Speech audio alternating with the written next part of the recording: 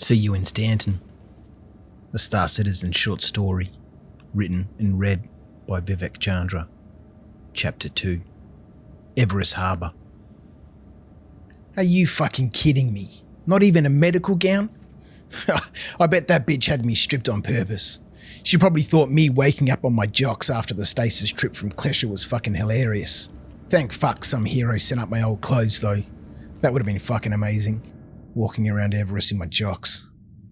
Fuck, I haven't seen these clothes in years.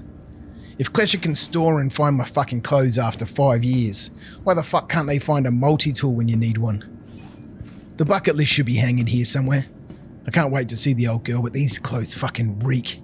When I got nabbed, I was at the burrito bar near the ASOP terminals, so I didn't get to see much. But I'm pretty sure there's a fucking Kasaba store somewhere. I'd been to Klesha once before when I was younger. Even though Pop was fucking pissed, I reckon he was a little proud. He'd get this sheen in his eyes whenever he was talking about the old days, or a big job he pulled off with some mates. You'd see it when he talked about his Navy mates too. I could see it in his eyes when they released me. He gave me a cap he said he bought somewhere. Bet you had fun, eh, Crouch? He threw his arm around my shoulder and we left to catch the shuttle down to Lawville. When I was a kid, years before those 3 months in Klesha, I'd asked Pop, "You fucking hate the Navy, Pop. Why'd you keep saying they're all great blokes?" "'Cause they are, son." Another lesson was incoming. He called me Crouch most of the time. I don't remember him ever calling me Curtis. I fucking hate that name. It was son when he thought he was saying something important. The Navy can suck my balls, but those blokes I served with were like you and me. Regular, honest people with backbones of fucking steel and courage out the wazoo. You'll learn, son. Some people you can never trust. Some you can. Some you trust but never show them your back. Others you trust more than yourself. I'd give my life for you, brother, kind of shit. He looked at me and smiled. Like old Hazmat. There was that sheen in his eyes again. He took a sip of gin. Pop and Hazmat had been friends ever since I was a kid. They served together. Hazmat flew Hornets, but spent most of his off time with the blokes down in logistics. Pop always said those guys were always up to something. Fingers in every pie sort of stuff. They were more Hazmat speed than the other combat pilots. They were always talking about fucking weapons or ships. The logistics guys, they had all sorts of side gigs going on. And for the record, the Kasaba store at Everest is fucking shit. I reckon Pop must have left with more credits than the old bastard said he did too. The old girl and 5,000 credits. That's all I can leave you, Crouch. He didn't need to leave me anything. He'd already given me everything. Fucking missed that old fart. Anyway, what the fuck does a fighter pilot do when you can't shoot down dickheads no more? Pop would have said, "You fly fighter escorts for freighters." Pop helped Hazmat organise a gig flying escort fighters for Hurston Dynamics. That kind of cargo is prime pickings for pirates, so Hazmat had loads of chances to keep fighting.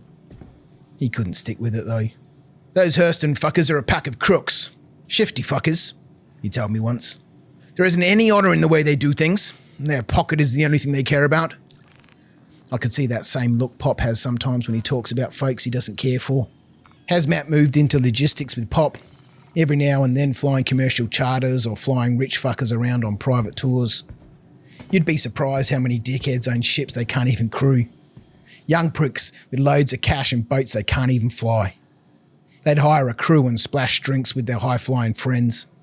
Good money if you can put up with the bullshit. Arc boys, that's what Pop used to call them. Useless fuckers with no brain and daddy's corporate credits. Pop would always scoff when he said it. Pop didn't have to switch from killing folks to ferrying Arc boys around in their fancy ships. He just kept moving boxes after the Navy. I know Pop missed him. Hazmat died years before Pop did. "Hazmat was a fucking legend," Pop said once. "I'd done this job once for an old Navy mate. It was only going to be a quick drop, and he was an old mate, so I couldn't say nah." He waved his finger at me and growled, "Always look after your mates, son." I could see him thinking back. He needed an old cuddy shifted. He looked at me and winked. "Registered and legit, but, you know, might have had some gear on board, whatever. Fly in, fucking drop it off, walk away, simple." He took another sip of gin. "I never saw the fuckers, but whack! Pop slammed his hands together. I was running with shields off, you see. He looked me in the eye. Keeps your EM sig low, son. Remember that. Could have been a rail gun, not really sure. But sure as hell it was fired from the cliff's port side. Lost the main port thruster. He chuckled a little.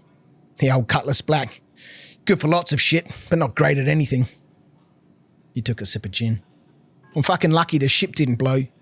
Fire systems took care of the flames, but she still went down hard. The only ship to respond to the beacon was a Constellation Phoenix, probably owned by some corporate shithead from ArcCorp. Pop didn't have any respect for bigwigs or corporate lackeys. He'd run jobs for them, but never respected any of them. The comms channel was open. I heard the pilot and the shithead arguing, and then the comms went dead. He finished the last of his gin. Pass the fucking bottle, that one, there. He pointed to the table next to me. I passed him the gin and he refilled his glass. I'm fucking getting there, boy, relax. I remember grinning. Pop loved telling stories. I fucking loved hearing them. Who the fuck shoots down a ship and doesn't come rooting around? I'd seen that look of disgust on Pop's face loads of times. Hazmat had it too. Honour and respect, boy, it fucking matters.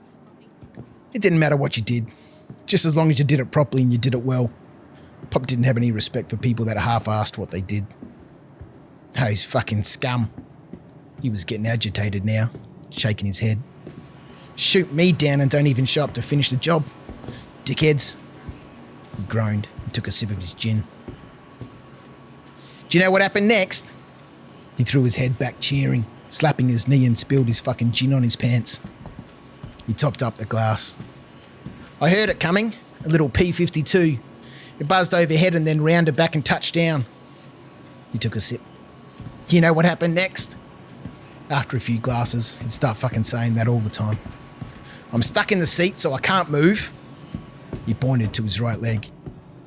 My leg is pinned, the ship is a mess, everything is fucked. I can see someone walking towards me over my shoulder. Hurry the fuck up, I yelled. Quit your dawdling and come and fucking help. He was starting to smile now. You know who it was, Crouch? I stared at him and shrugged. How the fuck was I supposed to know who it was? Hazmat! He laughed so hard the old bastard farted. I swear he almost shat his pants. It fucking took him a bit to settle down, but he knocked back more of his gin and continued. That fucking legend was working second seat on the Connie. The pilot was arguing with the owner about responding to my beacon. He chuckled a little. Arc Boy didn't want to stop. Had some chick on board or some shit and didn't want some messed up stranger on his ship. He took another sip of gin. Hazmat had scanned my wrecked ship. That gave him the owner's details. Hazmat and Hodges were good friends too. And when he heard I was running a job for him, he stole the fucking snub off the Phoenix to come rescue me. He let out a loud cheer. Ha! What a fucking legend. All sorts of shit broke loose after that.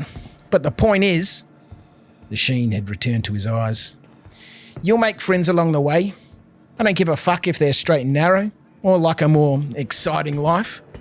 Do your job properly, do it well, and be there for your mates, no matter the cost. He finished his gin. Now fuck off. You're making me tired. As we boarded the shuttle heading back to Lawville, Pop looked at me and smiled. I could see the sheen in his eyes. You're all right, Crouch. I know the other little bastard you were with stole the Moby glass. It wasn't your sentence, but you fucking did it anyway. I'm proud of you, son. Maybe I'll write down the end of the story at some stage. It was a fucking hoot. But right now, I want to find the old girl and get out into the black.